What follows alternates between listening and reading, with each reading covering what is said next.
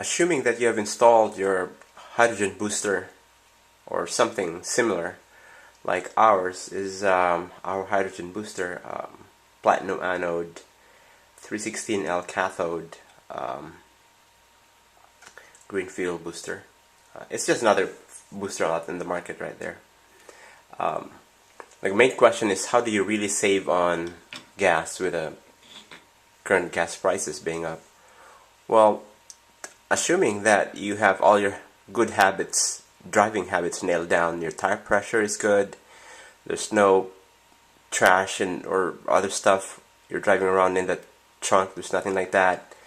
Your air filter is good, you're not an aggressive driver, your transmission fluid is good, your engine oil is new, and the standard maintenance basically.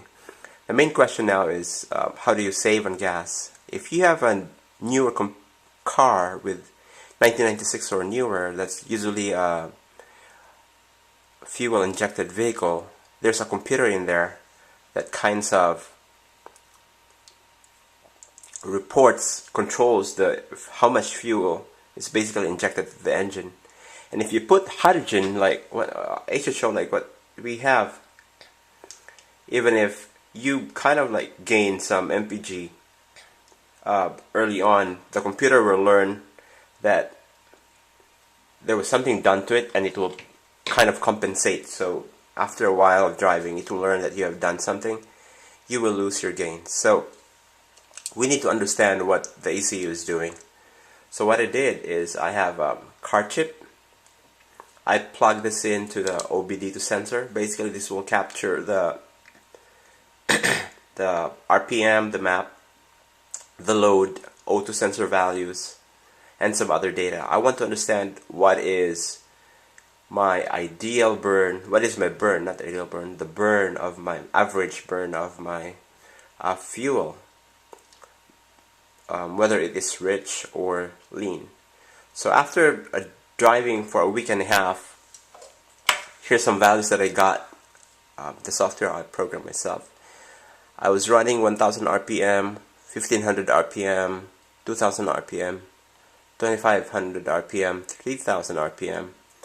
I noticed that I was driving more on the in the 1000 RPM. I was about 24.7% driving on that side, 14% at 1500, and 28% on 2000, and 2500 on 29% on the 2500 range. And the values, there are voltage values reported by the O2 sensor: 0.50, 0.42, 0.52, 0.50. So basically the ideal burn is 0.45. I mean, that's what I read about. So if I look at the average burn for my 1.5 weeks of driving, it's running rich at 0.497. So if I want the ideal burn, I should be around 0.45 average. So one thing to manipulate this thing is that to force the ECU to give me a 0.45 is to use an EFIE, which you can get on the internet, and add a voltage of 0.047. So basically, if it adds a 0.047, then it forces the car computer to minus the gas on the injection, so it will hit its standard value around this for the specific kinds of trip around, which is city, going to work, and then going to my kids' classes. So you adjust the EFIE to give you a 0.047. So then that's the value added to the auto sensor, reported to the computer, and the computer will think that it has to go a little bit leaner to hit its normal value as mapped, and then you save gas on that.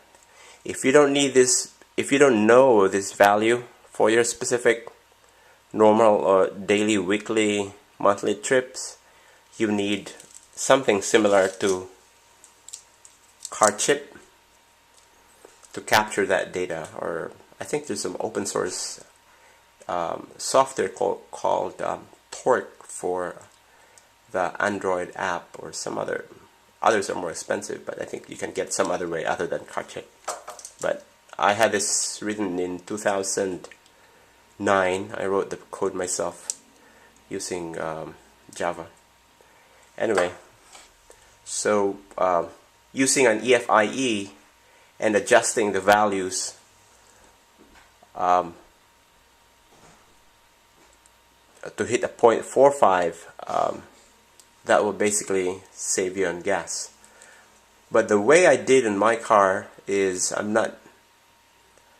was kind of like more conservative. I didn't want to add an EFIE, an electronic gadget, in my car, manipulating the O2 sensor. What I did was air constriction, which is basically trying to mimic driving on a higher altitude, wherein the density of the air is a little bit less than when you're at sea level. So when there is less air going through your computer, the ECU will tell the fuel injectors to inject less fuel. And I had a crude one made of some rubber, but I found another one which I replaced my old crude rubber thing. I found another one which is, I don't have any video, which is called the Liberator Fuel Saver. It's basically a piece of metal that goes after the throttle, wherein the air that comes in is kind of like constricted down, but they also have it spinning. But whether it's spinning or not, just the constriction will basically force less air going over here, and since the airflow sensor will detect that there's less air, the car computer is forced to inject less fuel also, and that will save you on gas too. This is what I use on my Civic, and I'm getting 45 plus mpg on the highway. Well, on the city, it's difficult to get mpg gains just because the stop and go for a normal car just uses a lot of gas. So, but highway drive, this is good, and I have tested this since March 2009. The Liberator Fuel Cell, the Liberator Fuel Saver, I've just used that recently, probably 2 months ago, and it has the same effect. Okay, there you have it. That's what I can share for now. Thank you.